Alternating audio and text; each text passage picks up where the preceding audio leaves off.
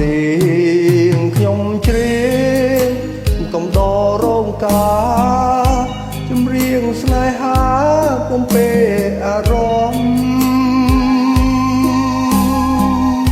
បំរើដល់ភ្ញៀវដែលបានចូលរួមសាងសមឧត្តមក្នុងពេលរៀបការខ្ញុំច្រៀងបទថ្មីចូលដៃជូនពរដល់គូស្រករដែលមានវាសនាដើមចាប់ដៃគ្នាសាងជាគ្រួសារសូមអើយទេវតាជួយជាសាងសីខ្ញុំខំស្រែកច្រៀង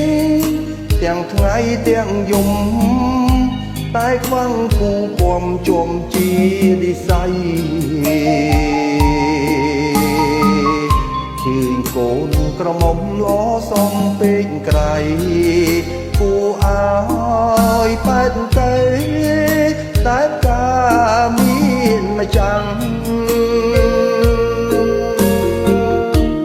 បូផាមួយតងក្រពុំស្រងល្អជាអ្នកកំដរពេញចិត្តខ្ញុំណាស់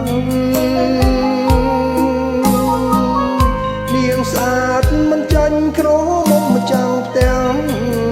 ស្អាតដូចច័ន្ទរាំង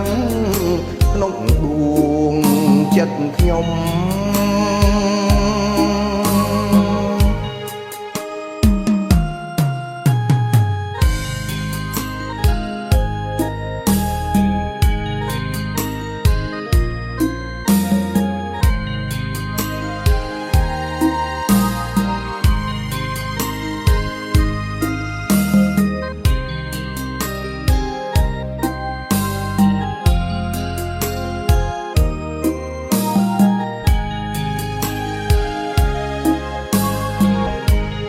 ខ្ញុំ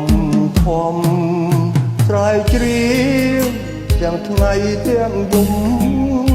តែខ្វាំងគូពំជួបជានិស័យឃើញកូនក្រមុំលោសំពេកក្រៃគួរអើយបែកទៅ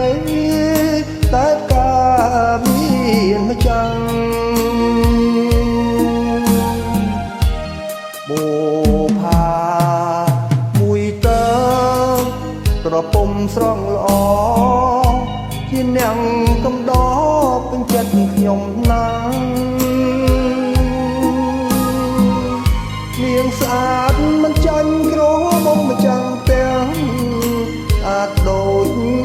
ច័ន្ទរាំងក្នុងដួងចិត្តខ្ញុំ